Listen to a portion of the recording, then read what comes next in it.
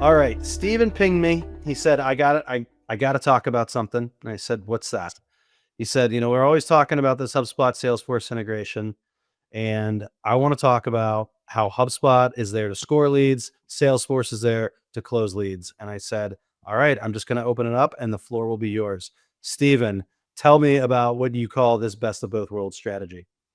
Yeah, I mean it's a common challenge we see more often than not because there isn't that the integration might be in place, but there's not enough coordination, and then without that coordination, deals start to kind of fall through the cracks. So that when that coordination is there, HubSpot plays the role of that lead generation qualification engine. Salesforce plays the role of more of the sales execution engine, where we're using HubSpot because their scoring is out of this world, and we can bring in Salesforce data even into that scoring. So if deals are if leads are kind of sitting in the pipeline too long, or activities that are going on, or there's certain sales activities that we want to use to bump up lead scoring, we can pull all that data into HubSpot and really have HubSpot own that behavioral, demographic, um, firmographic scoring side of the equation, and dealing more with like persona segmentation, life cycle stage automation. And when we do that, especially when for higher volume businesses that are generating enough leads that sales needs to know where to focus their energy, otherwise leads will slip through the crack because there's only so much time in the day, and every salesperson just wants to know who's the hottest lead and who should I reach out to, call right now, that has the highest likelihood of closing.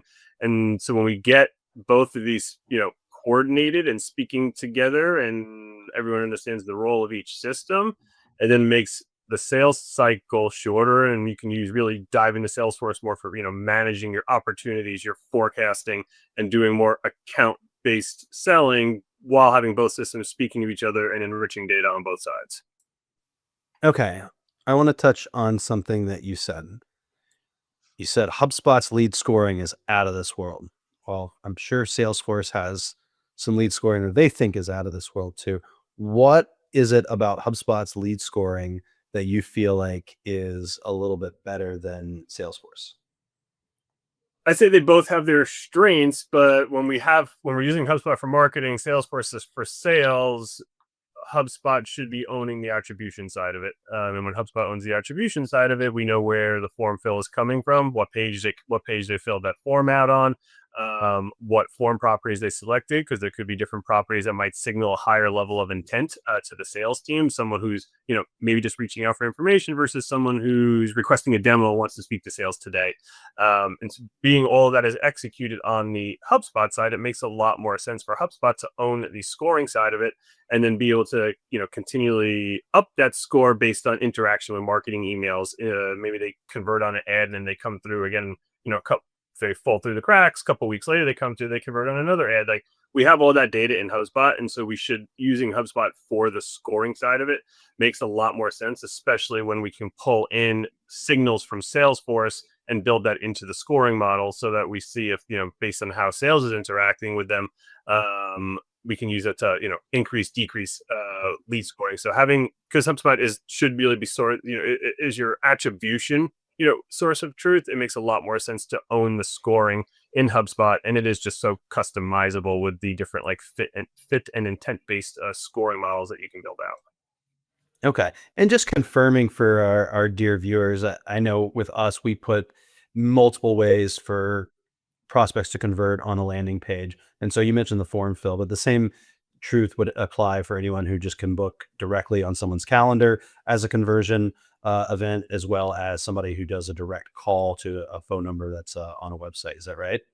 Yeah, 100%. And we can even go beyond that for businesses that are maybe doing trade shows, and we're uploading trade show lists in there. Trade show leads that typically can be either hot or cold. There could be different, data on those spreadsheets. So not just using it for even like data that is flowing into the CRM automatically through the website or through an ad, but also pulling in, webinar events, trade shows, and being able, you can own all of that scoring on the HubSpot side, and then that benefits sales long term, because then sales is only going to start getting synced qualified leads that are ready to speak to sales versus thinking everything over to sales, which is always a sales salesperson's worst nightmare, is just getting a huge influx of leads, not knowing what's actually qualified or not, which then makes it a lot harder for them to prioritize their day. Okay. What do people get? What are some misconceptions on lead scoring, and what is the best way to do it, particularly within this HubSpot and Salesforce integration? Yeah, I think you need to look at it two different ways, and we need to break out like the demographic fit. Like, does that demo fit our ICP, while also pulling in the behavioral, like, intent scoring side of it? Because if you rely on just one, which is what a lot of companies have done in the past, you're still not getting that full picture of like who's actually like qualified and ready to speak to a salesperson. So it's always best to combine both, and then we can pull in. Cool, we know what our ICPs are, we know what type of lead is likely to it fits within that ICP based off of industry or company size, company revenue, but then really pulling in that behavioral data, like how are they interacting with the website, are they clicking on certain pages on the website that maybe signal higher intent than others, like, hey, they're reading our case studies, they're going through testimonials. Those are all signals of someone who's interested, and the intent is there, pulling in like email engagement, and ad activity. So I think the focus should always be on building out both models, which HubSpot allows you to do, and combine into a single score. And then you can have a 0 to 100 point scale, pulling in those different lead scoring models, which in the past you haven't been able to do. And doing that now gives you a much more comprehensive lead score, and really helps solidifying the sales side, like based on both models, who sales should be reaching out to and in what order. Okay. So, you told me, hey, this is the best of both worlds strategy. I want to talk about it. So what does this look like when it's not being done correctly? When it's not HubSpot for lead scoring and Salesforce to close? What is you've kind of painted the promised land of the perfect world. What's an imperfect world that people might be living in right now and not even know it? Yeah, I think the imperfect world is when when lead scoring isn't especially when we're using HubSpot and Salesforce, and we're using the integration where we're not using lead scoring, and we have an inclusion list set up. The imperfect world is we're passing, in some cases, junk over onto the Salesforce side. We could be, say, you could be passing someone who is, a lot of websites have different intents. It could be, especially someone who is, say you're in the medical space. It could be a patient hitting your website, or it could be like an actual qualified, office that is interested in purchasing your product. When you don't have this set up correctly, you're going to end up like passing patient data over into Salesforce, and no sales team wants that. So the goal should always be, with data hygiene in mind, we want Salesforce to be clean. And so in an imperfect world, like, everything's getting passed over to sales. They're unhappy because they are getting a huge influx of leads, and some are junk, some are good. They don't know who to call, who to prioritize. So we end up with this situation where deals often fall through the cracks, which we've seen on a couple different use cases recently with our client engagements, where there's often really high quality leads that end up, in some cases, we see them just sitting in Salesforce and dying, and there's no activity, because that infrastructure isn't in place, and sales doesn't know where to prioritize their time, and they're spending their time on junk versus spending their time on leads that are ready to make a purchase, and signal that quality. All right. So if I'm viewing this video and I'm like, wow, I kind of live in that imperfect world and I don't like it. But also, like, I don't know how to live in the perfect world either.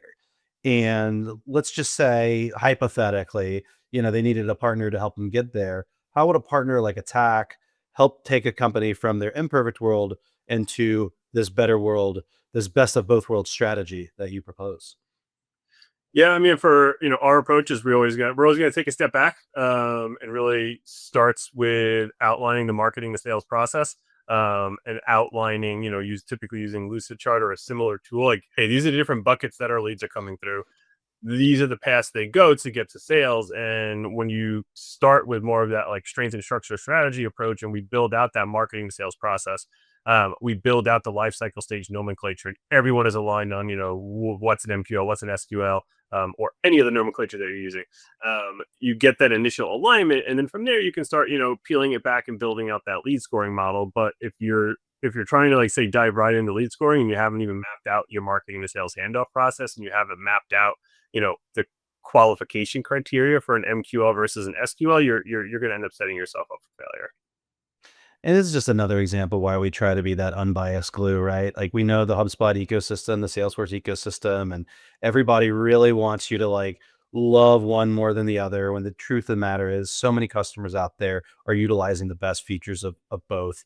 And, it's why it's so important to be able to understand what each platform does best and be able to kind of come in and give an unbiased approach, especially when the masters that be at HubSpot and Salesforce are trying to tell you to help to get the prospect or customer to go off one and go with them fully. So, HubSpot and Salesforce, it's a fun little game that they play. But I do believe that, as you mentioned, when they play right together, there's just so much that can be done. So, thank you so much, Stephen. This was awesome. Appreciate it. That's it for today. If you like what you see, give us a thumbs up and make sure you hit subscribe so you can see our latest videos as soon as they drop. We really appreciate you watching. See you next time.